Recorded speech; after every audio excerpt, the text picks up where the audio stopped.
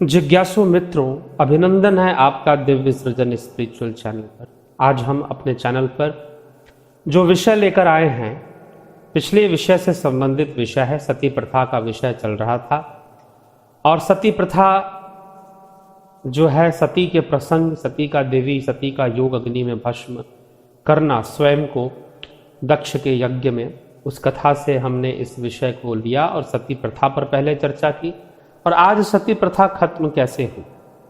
सर्वप्रथम तो 2 व्याख्यान अगर आपने ठीक से सुने हैं तो आप समझ गए होंगे सती प्रथा नामक कोई प्रथा थी ही नहीं।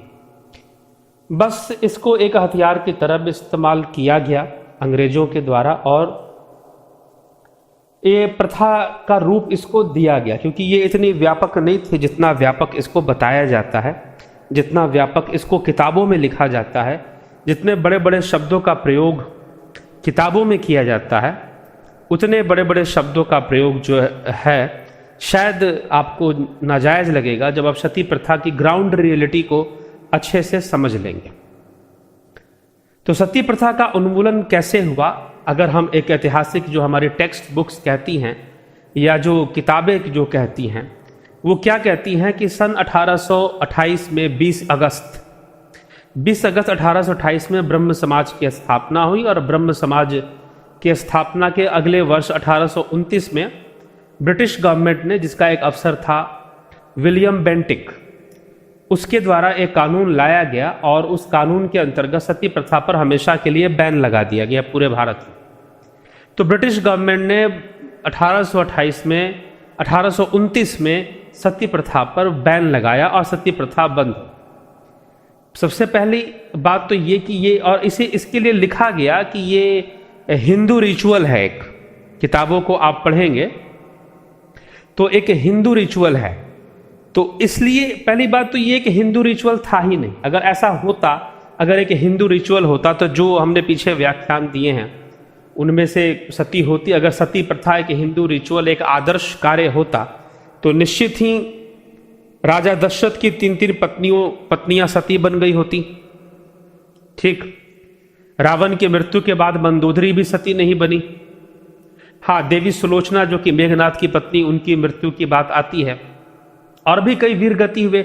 श्री कृष्ण ने देह त्यागा, अगर हम द्वापर युग में आ जाए, उस कथा में भी नहीं आता कि श्री कृष्ण की जो अर्धांगनियां थी, 108 रानियां बताई जाती हैं, तो उन्होंने कोई देह त्याग दिया गया हो या उनकी मृत्यु हो या उन्होंने वो सती हो गई हो, ऐसा कोई इतिहास नहीं आता। इतिहास तो ये आता है कि वो अर्जुन के साथ हस्तिनापुर चली गई थी। तो इस प्रकार से इतिहास का वर्णन बहुत अलग है। पुरानी कथाओं में भी ऐसा वर्णन नहीं आता सती होने का। शिव महापुराण की कथा भी हमने सुनाई, देवी चुंचला की, जिन्होंने अपने पति की मृत्यु के बाद पति की आत्मा के कल्याण के लिए तपस्या की और शिवलोक धाम को प्राप्त किया और वहां से अपने पति का कल्याण भी किया। तो इस प्रकार से ये कहना कि यह प्रथा थी और इसको मान्यता प्राप्त थी हमारे पुराणों में और हमारे पौराणिक कथाओं में भी हम देख ले, स्मृति और श्रुति दोनों को हम देख ले, तो इसको कहीं पर भी मान्यता प्राप्त होने का कोई प्रमाण नहीं मिलता है। उल्टा इसका विरोध जरूर है, ऐसा नहीं करना चाहिए, यही कहा गया, यही समझाया गया। चलिए, ये सब पिछले व्याख्यान में हमने बताया है, लेकिन ब्रह्म समाज की भूमिका पे आज हम चर्चा कर रहे हैं। तो ब्रह्म समाज के जो संस्थापक थे, ब्रह्म समाज का आधार कैसे मिला सती प्रथा को बैन करने के लिए और इस पर विचार करने के लिए, तो ब्रह्म समाज का इतिहास पढ़ना जरूरी है, समझना जरूरी है। तो संक्षेप में हम आपको बता रहे हैं। इसके संस्थापक थे राजा राम मोहन राय। अंग्रेजों ने इनको फादर ऑफ न्यू इंडिया भी कहा और आजकल भी किताबों में आप पढ़ेंगे तो जहां पर ब्रह्म समाज का इतिहास लिखा होगा, जो टेक्स्ट बुक्स हैं आप उनमें देखोगे तो वहां पर भी समाज सुधार के पिता जनक भी कहा जाता है राजा राम मोहन राय को।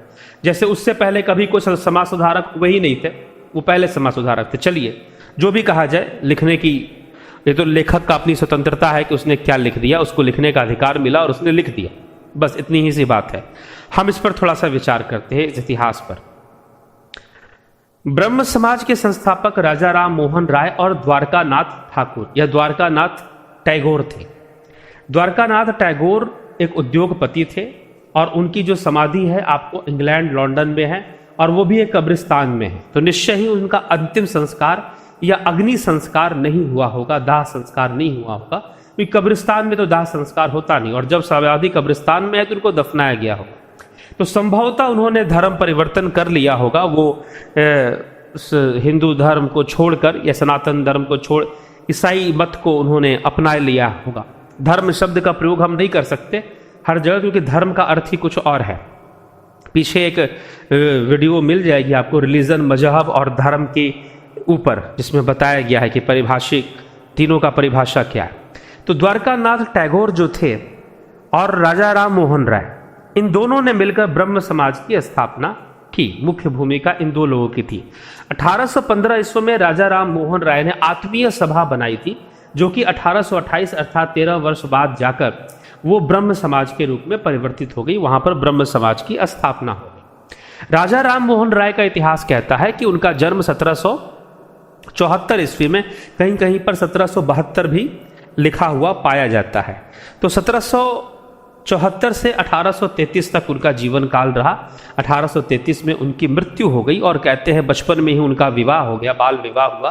पत्नी की मृत्यु हुई, दोबारा उनका विवाह हुआ, शायद उस पत्नी की भी मृत्यु हुई तो तिबारा उनका विवाह हुआ, फिर बाद में विधवा पुनर्विवाह भी हुआ। तो पॉलीगैमी पाई जाती है उनके यहाँ पर, और इस तरह से कुछ वर्णन है। लेकिन उनकी पत्नी सती नहीं, पत्नी की मृत्यु हुई तो वो सती कहाँ से होंगे। लेकिन उनके भाई की मृत्यु हुई तो उनकी भाभी को सती कर दिया गया, अर्थात उनको भी, भाभी को भी चिता पर अग्नि दे दी गई, उनका भी अंतिम संस्कार साथ में कर दिया। कुछ ऐसी घटना उनके परिवार में घटी, ऐसा कहा जाता है। एग्जैक्ट ऐसा हर जगह लिखा हुआ नहीं मिलता है, लेकिन फिर भी ऐसी बातें होती हैं, तो इसलिए मैं आपको बता रहा हूं। कितना इसमें निश्चय है ये नहीं पता।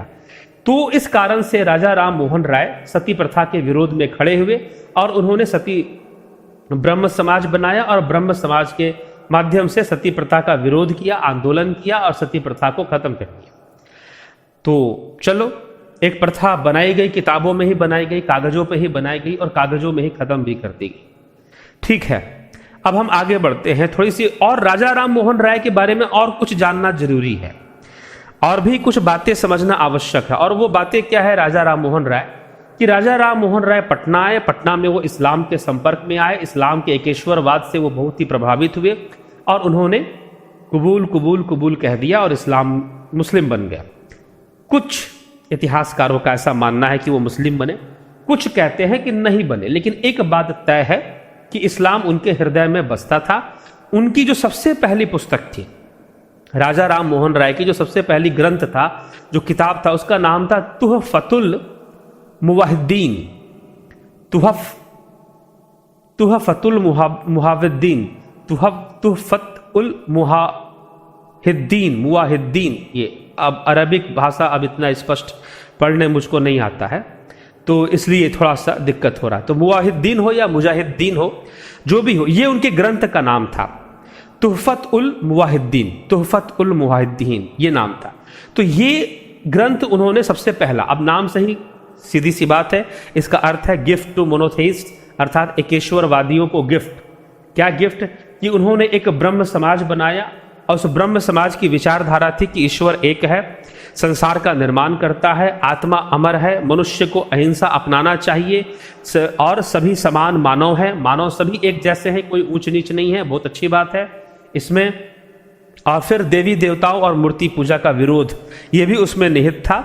तो इस प्रकार से राजा राम मोहन राय की गतिविधियां, एक्टिविटीज, सोशल एक्टिविटीज जो है वो स्टार्ट होती है। और उनकी लिखी हुई पुस्तक तुहफतुल मुवाहिद्दीन जो है वो समाज में फैलाया जाता है, फैलाना शुरू किया जाता है, और लोग जो भी पढ़ते हैं वो विचार करते हैं कि हमें एकेश्वरवादी होना चाहिए। अब एकेश्वरवादी होना एक ये नहीं था कि आप एकेश्वरवादी इसलिए हैं क्योंकि आपने एकेश्वरवाद को समझ लिया है, बल्कि आप एकेश्वरवादी स्वयं को इसलिए कहते हैं क्योंकि आप अपने आप को पढ़ा लिखा समझते हैं, आप अपने आप को बुद्धिजीवी समझते हैं। तो आजकल बुद्धिजीविता का प्रमाण कुछ पहले होता था ना कि बुद्धिजीविता को टैगलाइन मिलती थी। अब बाद में एक दौर चला कि हमारे देश के अंदर वही व्यक्ति बुद्धिजीवी कहा जाएगा जो मार्क्सिस्ट हो, मार्क्सवादी हो। अगर वो मार्क्सवादी नहीं है तो बुद्धिजीवी भी नहीं है, जबकि इसका बुद्धिजीविता से कोई लेना देना नहीं है, क्योंकि बुद्धिजीविता ये कहती है कि आप किसी भी विषय को तब मानिए जब आप उस पर अनुसंधान कीजिए। आंख बंद कर कर किसी के कहने और किसी किताब को पढ़कर मत मान लीजिए। ठीक, आपका अपना व्यक्तिगत अनुसंधान हो तो निश्चय ही आप बुद्धिजीवी हैं। तो एकेश्वरवाद। तो अब यहां पर 1828 में 20 अगस्त को ब्रह्म समाज का निर्माण हुआ और नाम रखा गया ब्रह्म समाज, और उसका मुख्य विचारधारा, जो प्रथम विचारधारा थी, एकेश्वरवाद का प्रचार। एकेश्वरवाद का प्रचार वहां से शुरू हुआ, लेकिन एकेश्वरवाद का लेना देना ब्रह्म से नहीं है, क्योंकि प्रतिपादन अद्वैत शास्त्र करता है, और अद्वैत शास्त्र के जो मुख्य प्रचारक हुए, जो मुख्य भाष्यकार हुए, मुख्य प्रचारक हुए, वो थे आदि गुरु शंकराचार्य। उन्होंने अद्वैतवाद का प्रचार किया। तो प्रश्न उठता है, क्या आदि गुरु शंकराचार्य के समय में गिनती नहीं थी? गणित का विकास नहीं हुआ था क्या? जबकि आर्यभट्ट तो बहुत पहले हुए, आदि गुरु शंकराचार्य से भी बहुत पहले आर्यभट्ट, महर्षि आर्यभट्ट हुए, जो कि दशमलव से सारी गिनतियां और गणनाओं की सारी प्रक्रिया वो दे चुके थे। और आदि गुरु शंकराचार्य पढ़े लिखे व्यक्ति थे, और क्या उनको एक शब्द नहीं पता था? तो उन्होंने एकेश्वरवाद क्यों नहीं कहा, अद्वैतवाद क्यों कहा? अद्वैतवाद का प्रतिपादन आदि गुरु शंकराचार्य के द्वारा हुआ, एकेश्वरवाद का नहीं हुआ। क्योंकि एकेश्वरवाद, कई लोग जो हैं आजकल, जो सिर्फ पढ़कर धर्म को समझना चाहते हैं, उन्होंने कोई अनुसंधान नहीं किया, उन्होंने कोई साधना नहीं की, साधना की गहराई में उतरने का जिन्होंने कभी प्रयास नहीं किया, वो मात्र इतना ही समझते हैं कि एकेश्वरवाद और अद्वैतवाद का एक ही अर्थ होता है। बहुत बड़ा अंतर है एकेश्वरवाद और अद्वैतवाद। अद्वैतवाद ब्रह्म का प्रतिपादन करता है जो सर्वव्यापी है, और जो सर्वव्यापी है वो कभी एक नहीं हो सकता। हाँ, वो अनंत जरूर हो सकता है। अनंत मतलब आप उसे काउंट नहीं कर सकते, आप उसे गिन नहीं सकते।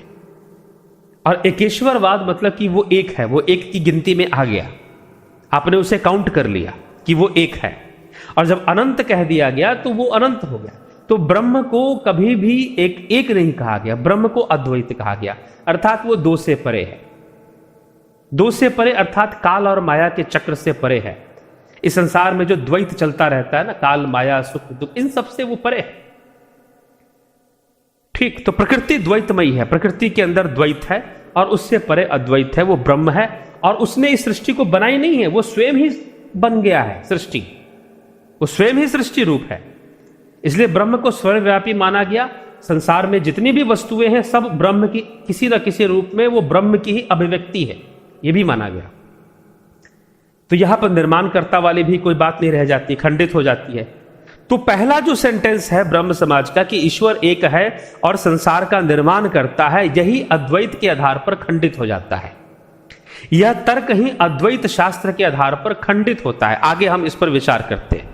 चलिए, राजा राम मोहन राय और द्वारिका नाथ ठाकुर ने बनाया, और उसे विलियम बेंटिक ने सती प्रथा खत्म की। विलियम बेंटिक के बारे में कहते हैं, उसके ऊपर एक वीडियो फिल्म है कि उसने किसी महिला को, कोई महिला थी, उसका पति मर गया और उसको जबरदस्ती लोग पति के साथ जला रहे थे, तो विलियम बेंटिक रोकने के लिए गया। एक वीडियो फिल्म है, उसके अंदर बड़ा दर्द था भारतीय महिलाओं के प्रति। लेकिन वो दर्द तब कहां चला गया था जब अंग्रेजों ने अपने बंदूकें खोली थी आदिवासियों के विरुद्ध। तब वो दर्द कहां चला गया था? सारे गरीबों की, आदिवासियों की जमीनें हड़पकर जमींदारों को बिठा दिया इन्होंने। दलितों का निर्माण किसने किया? दलितों का निर्माण अंग्रेजों ने किया है, जाकर इतिहास पढ़ लेना अच्छे से। तो सबको गरीब कर दिया। आदिवासी समाज, जिनकी जमीनें थी, जो जिनके खेत थे, जिनके कबीले थे, जिनके गांव थे, और दलित समाज, जिनकी अपनी जमीनें थी, अपनी जमीनों पर खेती बाड़ी करते थे, उन सब की जमीनें हड़प कर जमींदारों को बिठा दिया अंग्रेजों ने, और जमींदारी प्रथा शुरू कर दी। और फिर वो शोषण का दौर शुरू हुआ, जिसकी गाथा जो है बतानी इतना आसान नहीं है, वो बहुत ही दर्दनाक गाथा है। चलिए हम अपने विषय पर आते हैं। तो ब्रह्म समाज की स्थापना हुई, और उसके माध्यम से विलियम बेंटिक ने, अंग्रेजों ने एक, अब देखिए अब क्या शुरू हो रहा है, यहां पर समाज सेवा का कार्य शुरू हो रहा है। अंग्रेजों ने एक प्रक्रिया शुरू की हमारे देश के अंदर, अवार्ड देने का और फंड देने का समाज सेवकों को, जो समाज सेवा करेगा। लेकिन किसके पक्ष में? अंग्रेजों के पक्ष में। अंग्रेजों के लिए भगत सिंह समाज सेवी नहीं थे, चंद्रशेखर आजाद समाज सेवी नहीं थे। लेकिन आप समाज सेवा का ढोंग करो और अंग्रेजी सरकार को कुछ फायदा पहुंचाओ। अंग्रेजी सरकार जो फूट डालो और राज करो की नीति पर चलती थी, वो कैसे भी चाहते थे कि भारतीयों को आपस में फूट डाला जाए और भारतीय संस्कृति, भारतीय शास्त्र सभ्यता जो है उसको खत्म किया जाए। खत्म किया जाए ताकि हमें शासन करना आसान हो। वो दुनिया पर राज करना चाहते थे और इसलिए चाहते थे कि सब हमारे फॉलोअर बन जाए। आज देखिए ना आप, चाहे वो कम्युनिस्ट मूवमेंट हो, चाहे वो इस्लामिक मूवमेंट हो, वो क्या चाहते हैं कि सब हमारे फॉलोअर बन जाए ताकि सारी दुनिया पर राज करना हमारे लिए आसान हो जाए। और इस चक्कर में हिंसा भी करते हैं, कूटनीति भी करते हैं, राजनीति भी करते हैं, सब इस विषय पर चलती रहती है। तो ये इतिहास है ब्रह्म समाज का। तो राजा राम मोहन राय एक मोहरा थे। राजा राम मोहन राय एक सिपाही बने। अंग्रेजों ने देखा कि राजा राम मोहन राय जो है खुले विचारधाराओं के हैं, इस्लाम में भी बहुत विश्वास करते हैं, तो ये हमारे लिए बड़ा ही कारगर सिद्ध हो सकते हैं। तो ये ब्रह्म समाज की जो स्थापना की जो आइडिया थी, ये कोई राजा राम मोहन राय का विशेष आइडिया हो ऐसा बात नहीं, ये अंग्रेजों की ही आइडिया थी। द्वारका नाथ ठाकुर जो थे वो अंग्रेजों के बहुत नजदीक थे, उद्योगपति थे। तो अंग्रेजों के माध्यम से ही ये एक आइडिया आया कि कुछ ऐसा समाज बनाओ जिसका नाम तो हिंदू धर्म के ऊपर हो, सनातन धर्म पर आधारित हो, लेकिन विचारधारा जो हो वो इस्लामिक हो या फिर दूसरे विचारधारा, और ताकि हमें हिंदुओं को कंट्रोल करने में आसानी हो, उनमें जो क्रांतिकारी गतिविधियां शुरू हो रही हैं उसको रोका जा सके। कुछ ऐसा उद्देश्य लेकर अंग्रेजों ने ये ब्रह्म समाज की स्थापना करवाई। अगर माना जाए तो स्थापना करवाई, आप ये समझ। और जस्ट 1 साल बाद ही उन्होंने सती प्रथा का एक डंका बजा दिया। और क्या लिखा, मैं इग्नू के टेक्स्ट बुक में आपको लिखा हुआ है, जो ये कहते हैं, वो क्या कहते हैं टेक्स्ट बुकों में देखिए किस प्रकार से, किस तरह की भाषा, अंग्रेजी में लिखा हुआ है। मैं बताऊं, ये टेक्स्ट बुक है, समाज है, एक समाज सेवा के ऊपर ही इंदिरा गांधी नेशनल यूनिवर्सिटी का ये टेक्स्ट बुक है। उसमें क्या लिखा जा रहा है, in spite of organise opposition from the Dharma Sabha, Brahmos came out successful in getting the law pass in 1829 against the sati practice. They were thankful to God and British government, whose protecting arm has rescued our weaker sex from cruel murder under the cloak of religion. कि धर्म चक्र से हमारे महिलाओं को, जो कमजोर लिंग है, उसको बचाया गया क्रूएल मर्डर से। और क्या क्या, they were thankful to God and British government. British government और गॉड दोनों को एक साथ रखा गया इस सेंटेंस के अंदर, ये किताबों के अंदर लिखा हुआ है कि ब्रिटिश गवर्नमेंट भगवान थी, भगवान की तरह उस आई और महिलाओं की समस्या को दूर कर दिया। तो वो सती प्रथा जो व्यापक थी ही नहीं, जो प्रथा थी ही नहीं, जो वास्तव में पहले से एक क्राइम थी, जिसका विरोध जो है स्वयं सम्राट हर्षवर्धन भी कर चुके थे और दूसरे कई राजाओं और पीछे सुधारकों ने भी। मीराबाई सबसे बड़ी सुधारक, मीराबाई ने कठोर, जब उनके पति की मृत्यु हुई तो राजस्थान की घटना है ना भाई, मीराबाई सती क्यों नहीं हो गई और क्यों नहीं उनको जबरदस्ती उनके पति के साथ लिटा दिया गया? ठीक, तो विचार करना चाहिए। सती प्रथा इतनी व्यापक थी ही नहीं जितना कि इसको प्रथा के रूप में किताबों में लिख दिया गया, दिखा दिया गया। और हमें लगता है कि राजा राम मोहन राय ने शायद बहुत बड़ा काम कर दिया और पूरे देश को जैसे बदल के रख दिया हो उस समय। तो चलिए ठीक है, अब लिखा गया, पढ़ते आए हैं और परीक्षाओं को पास करते आए हैं, एग्जामिनेशन देते आए हैं इन्हीं विषयों पर। तो राजा राम मोहन राय, उनका अपना जो चरित्र था वो इस्लाम से अत्यधिक प्रभावित था, अंग्रेजों से अत्यधिक प्रभावित था। ब्रह्म समाज बना और ब्रह्म समाज बनने के बाद आगे बढ़ा। इसके 2 अनुयायी हुए बहुत बड़े राजा राम मोहन राय के। एक थे द्वारका नाथ ठाकुर के जो पुत्र थे देवेंद्र नाथ टैगोर, और दूसरे केशव चंद्र सेन। इन दोनों ने बहुत बढ़ाया ब्रह्म समाज को। केशव चंद्र सेन अलग राज्यों में, बंगाल से बाहर निकलकर पंजाब, राजस्थान, यूपी, बिहार, आपके मद्रास, इन सभी क्षेत्रों में शाखाएं स्थापित की। लगभग 54 शाखाएं देश भर में ब्रह्म समाज की बनाई केशव चंद्र सेन ने। तो केशव चंद्र सेन मुख्य रूप से विधवा पुनर्विवाह और अंतरजातीय विवाह पर उन्होंने बहुत कार्य किया। लेकिन देवेंद्र नाथ टैगोर को इस बात से समस्या थी कि अंतरजातीय विवाह पर कार्य नहीं होना चाहिए और विधवा पुनर्विवाह पर भी कार्य नहीं होना चाहिए। कुछ ऐसी उनकी विचारधारा कही जाती है, ऐसा लिखा हुआ पाया जाता है, तो मैं बता रहा हूं। तो देवेंद्रनाथ टैगोर और केशव चंद्र सेन के बीच में विभाजन हुआ। ब्रह्म समाज का विभाजन 2 रूप में हुआ, आदि ब्रह्म समाज और ब्रह्म समाज। केशव चंद्र सेन ब्रह्म समाज में रहे और देवेंद्रनाथ टैगोर आदि ब्रह्म समाज का निर्माण करते हैं, जो कि अलग था। अब ब्रह्म समाज 2 भाग में बट चुका था। केशव चंद्र सेन ने इसका प्रचार किया लेकिन केशव चंद्र सेन साथ ही साथ रामकृष्ण परमहंस के संपर्क में आए। देखिए वो दौर है, ये वो दौर है जब रामकृष्ण परमहंस भी थे, ईश्वरचंद्र विद्यासागर भी थे, दयानंद सरस्वती भी थे। ये उसी टाइम पर दयानंद सरस्वती भी हुए हैं। 1824 में दयानंद सरस्वती जी का जन्म हो चुका था और दयानंद सरस्वती भी थे। तो ये केशव चंद्र सेन ही थे जिन्होंने दयानंद सरस्वती से कहा था कि आप अपने एकेश्वरवाद की विचारधारा पर आप एक ग्रंथ लिखिए, सत्यार्थ प्रकाश की रचना कीजिए। और तब दयानंद सरस्वती ने सत्यार्थ प्रकाश की रचना की थी। एक सलाह दिया था, ऐसा नहीं कि उन्होंने लिखवाया हो, एक एडवाइस दिया था केशव चंद्र सेन ने महर्षि दयानंद सरस्वती को। तो ये पड़ी। अब विवेकानंद जी का भी प्रादुर्भाव होता है। विवेकानंद भी ब्रह्म समाजी थे। कोई भी इंटेलेक्चुअल, बंगाल में कोई व्यक्ति इंटेलेक्चुअल माना तब जाता था जब वो ब्रह्म समाज से जुड़ता था। कुछ ऐसी इमेज बना रखी थी ब्रह्म समाज ने। स्वामी विवेकानंद भी ब्रह्म समाज से जुड़े, लेकिन रामकृष्ण परमहंस एक क्रांतिकारी विभूति वहां पर थी। लेकिन ब्रह्म समाज कर क्या रही थी बंगाल में? बंगाल में ब्रह्म समाज एक ही काम करती थी, नाम था ब्रह्म समाज। आदि गुरु शंकराचार्य के अद्वैत से इस ब्रह्म शब्द को चुरा लिया। नाम था ब्रह्म समाज। ऐसा लगेगा जैसे कि आध्यात्मिकता का प्रचार कर रही हो, लेकिन ब्रह्म समाज प्रचार करती थी अंग्रेजी भाषा का, अंग्रेजी पहनावे का, अंग्रेजी खान पान का। लोगों को अंग्रेजों का फॉलोअर बना देना, यही उनका लक्ष्य था, यही उनका लक्ष्य था।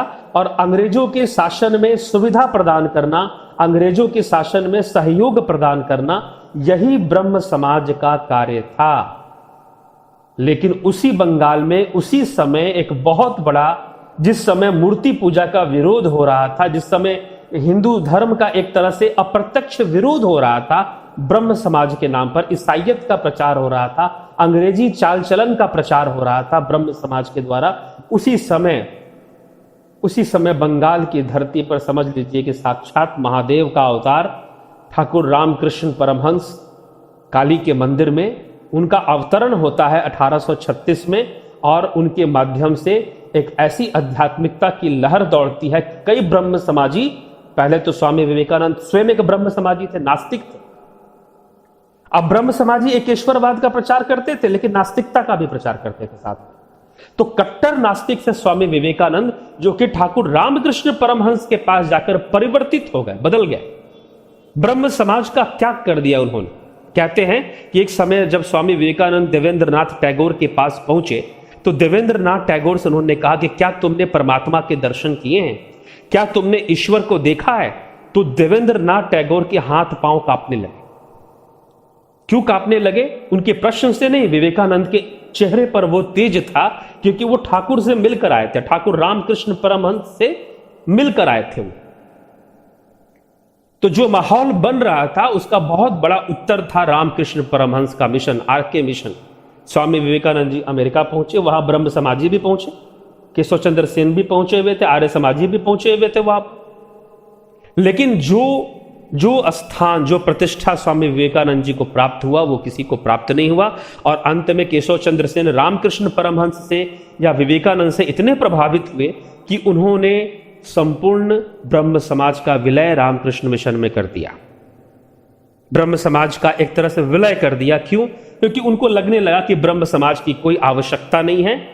सनातन धर्म को जितने अच्छे से विवेकानंद ने समझाया, ब्रह्म समाज आज तक समझा नहीं पाई कि ब्रह्म होता क्या है। तो विवेकानंद ऐसे गुरु की शरण में जाकर, ऐसे सिद्ध पुरुष की शरण में जाकर वो जान पाए। तो आवश्यकता जानने की होती है, सिर्फ मानने से काम नहीं चलता है। तो ब्रह्म समाज रुकी है। ब्रह्म समाज पर एक थोड़ा सा बाधा उत्पन्न हुई, यहां पर रुकावट आ गया। एक तरफ कहां हम मूर्ति पूजा का विरोध कर रहे थे, और कहां पर इतने बड़े मूर्ति पूजक रामकृष्ण परमहंस, जो कि कहते थे कि देवी साक्षात प्रकट होती है और मैं देवी से बात करता हूं। तो सोचिए कि वो दौर कितना बड़ा क्रांतिकारी दौर रहा होगा, कितना बड़ा द्वंद्वात्मक समय रहा होगा बंगाल के अंदर और पूरे भारतवर्ष के लिए। तो इस प्रकार से योगियों की भूमि है यह भारत भूमि। कई योगी हुए और अपने बार बार वो आते हैं इस धरती पर प्रमाणित करने के लिए अपने योग को, अपने धर्म को। तो ब्रह्म समाज भी इसी प्रकार से अंग्रेजियत का प्रचार करते हुए आगे बढ़ता रहा। बाद में केशव चंद्र सेन का जो शाखा थी वो विलय हो गई। आज भी जो आदि ब्रह्म समाज है या साधारण ब्रह्म समाज है, जो कि देवेंद्रनाथ टैगोर ने चलाया, उन्हीं के सुपुत्र हुए रविंद्रनाथ टैगोर, जिन्होंने अंग्रेजी अफसरों को खुश करने के लिए जन गण मन लिखा, जिसको हम आज तक राष्ट्रगान के रूप में घसीट रहे हैं। उसे हम अपना राष्ट्रगान मानते हैं, हम उसे भारत माता के सम्मान में मानते हैं, लेकिन जब गाया गया था तो अंग्रेज अफसरों के सम्मान में ही गाया गया था।